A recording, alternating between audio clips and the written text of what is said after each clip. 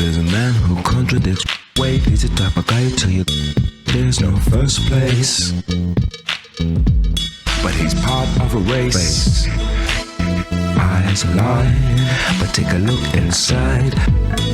They mirror the sights you see. Okay, didn't get off to a really smooth start, so I'm going to go back and I'm going to start again.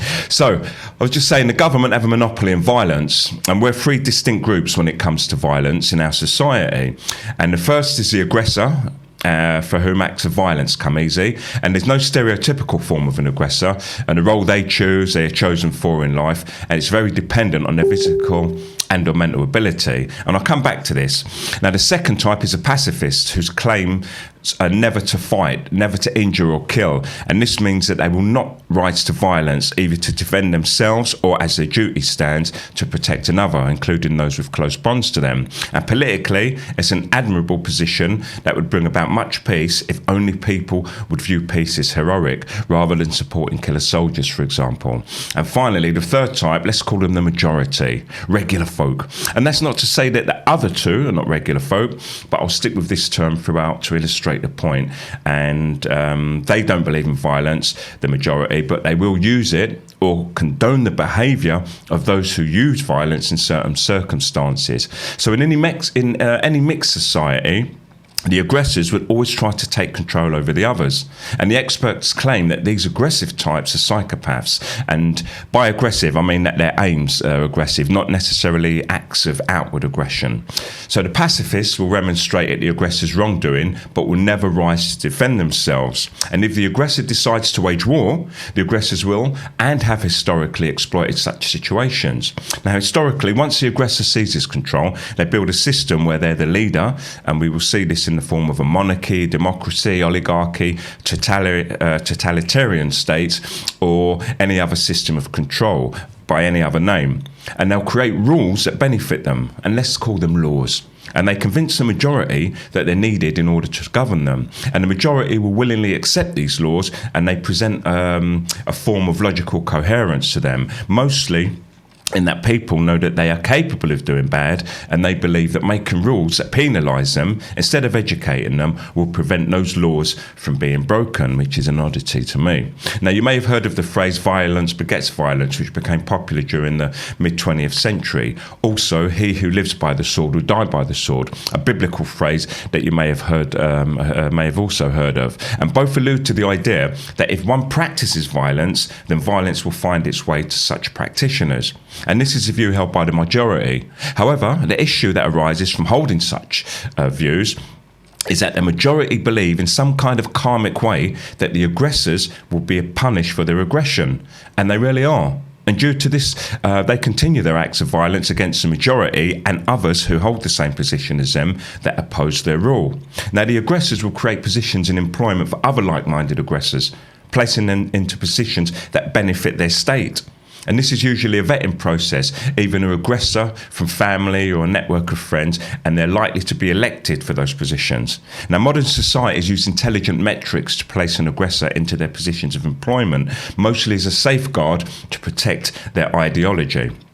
Now, I said I'd come back to the physical and or mental ability, and these positions are dependent on the aggressors that include the military, secret services, the police, government officials, tax officers, security guards, and they will even license aggressors in the role of bailiffs, a role that requires little intelligence but much aggression, for when they need to use violence to steal the goods back from the majority. Now, once a society is formed and members are involuntarily added, usually by certification of birth, the ruling aggressors will use all means necessary to put into the minds of the majority that they, the aggressors, have power, and that with their power comes authority. And they will convince the majority that violence is necessary to keep order, with a loose promise of keeping the majority safe from other people who commit violence. Now, the majority is convinced that everybody else within the majority is a savage, and that without control from authority, that they'll be unable to form a cohesive functioning society. And the aggressors teach a very dark history and convince school children that currently in their world, things are the best they have ever been, and that without the authority of the aggressors and the rules that they place upon them, that they would return to the dark ages in a world full of violence. Now, Thomas Hobbes, he was a proponent of this idea in his work titled Leviathan, in which he states that without an absolute sovereign, the aggressor, to control their desires, we will live in a constant state of war, which is solitary, poor, nasty, brutish, and short. However, Jean-Jacques Rousseau, he had a theory which contrasted with that of Hobbes, as he thought human nature is largely good, and he believed that society is a corrupting force that transforms natural man into the self-obsessed beast illustrated by Hobbes. Now, both ideas have their faults, and I side with Rousseau in the main, as I believe Hobbes was simply trying to win favour with Reuter at the time, but you need to read a little bit about his history to know that, and I'd recommend reading either of their works, or if not, just to read a little about either of these philosophers. Anyway, the idea of us being savage is carried right from our childhood right through to our adulthood. And the fact is that people who are carrying out the greatest acts of violence time and time again are the aggressors. They're military aggressors, and those from the majority who support them under the guise of government. And by enforcing the message that authority is necessary and that to disregard authority is to go against all that is right, in time, the ruling aggressors create a subservient society that knows of no other way, neither pays heed to another way of living or life, and are blissfully unaware of the violence that placed the ruling aggressor where they are, and they're also blind to the threat of violence that keeps the majority in place. Now, the ruling aggressors seize control almost all of the Earth's natural resources, and they sell them back in many forms to the majority. And when the ruling aggressors need to replenish their diminishing stock, they call on their military aggressors and they send them to commit extreme acts of violence against smaller, weaker states. And this is carried out under the premise that the ruling aggressors in those countries and the evil aggressors, such as themselves, are bad people. And the majority cannot see the irony, especially as the ruling aggressors of media aggressors. And the media aggressors feed misinformation to the majority. Now, the media aggressors work hard alongside with the ruling aggressors at reinforcing their messages by promoting news stories to the majority. Now, if a state is advanced enough with its control, instead of just horror stories about other states and the fabrications of their own state's history, they can simply feed the majority with formulaic nonsense, disguised as entertainment. Even the strongest willed of the majority find it hard to resist Saturday evening talent shows or Saturday evening travel shows. And the chance for change lies with the majority.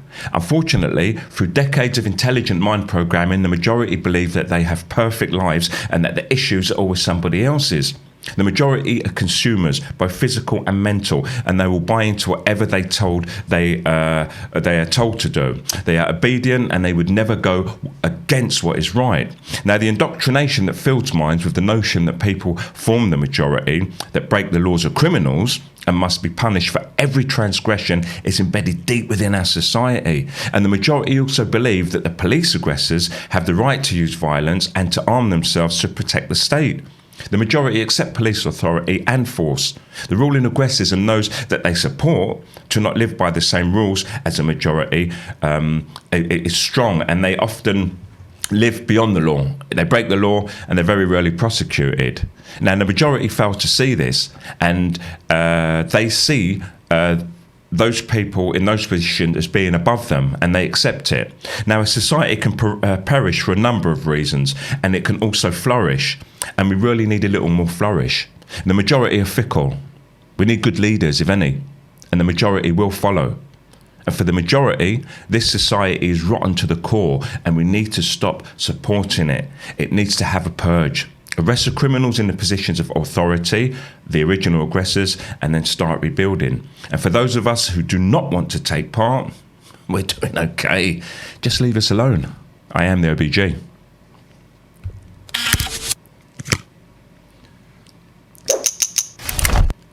Hope that makes sense. Right. If anyone wants to ask me anything about anything I said there, go ahead. If anyone wants to add to it, go ahead. If anyone wants to take away, go ahead. Or if you want to talk about something completely different, bring a subject up and we can get talking on that before I leave. So, hi, Regor. Hello, Michael, Sim, Wuan, Bruni. Hello, Bruni. Hello, Lenny, Cleo, and Emil. So Michael Columbus says sharing people details with enforcers. Sharing people details with enforcers must keep in mind the Terrorism Act when sending these people to enforce policies that in reality are breaking the law. Well, once again, most people don't know law, Michael, and for that, we're trapped. We're not taught about law. I think they teach civics in the United States, but we learn nothing about that in the UK. Maybe things have changed recently. I haven't been in a school for a while, but we don't understand how our system works, money and law, and just being good to each other. Those are subjects that are not taught at school, and I believe they should be taught from a very early age how your system works, which means you can take part in that system. And by the time we do get interested in stuff like politics, we're often like 21 years old, and that's 21, or maybe entering university age 19, 18. And by then, we've had all those years from the age of 5, from infant school, primary, secondary, and college, being indoctrinated and learning the rules of a system that isn't there really for our benefit. And by the time we decide we're going to be a politician or learn something about law or money, we're typically lost. And that's not to say everyone. Some people survive in the system, that they learn at a later stage. Like I started studying law like 23 years ago now. I know a hell of a lot of law, but that meant I was 30 years old. 30 years old. I always studied consumer law before that. Me and my sister, back from age 11 and 12 or younger. I was 11, she was 10, and we learned how to take stuff back to shops and, just not take shit off of people in bureaucracy. And for that example, you know what it's like. You go to a shop and you say to someone, "Oh, I've changed my mind, actually, I don't want this anymore." Or, I haven't got enough money. And like, "Well, I've rung it in now." And it's like, what does that even mean? So you've put the price in the till to let me know how much it was, and you're telling me that it's rung in, so now I can't exchange the goods, or even taking stuff back to shops without a receipt and so on. All that stuff's quite handy, and it's not about getting away with anything, it's just about knowing your rights. But it goes beyond that, parking fines or demands for money, or we all get into tough positions in life, and you may come to a point where you're having some financial problems. That seems to be the most common one, and typically the state want to take everything away from you once that happens. Fall behind 3-4 months payments on your house, boom, and they want to take your house. And it's like, but I've paid like 100 grand towards this already. How can you just take it from me when I'm behind with 4 or 5 payments, even a year's worth of payments? And this is why we have to learn law, so we can protect those things that we've invested so much time and so much money into. Sitting back since yesterday, it's a game don't wanna play.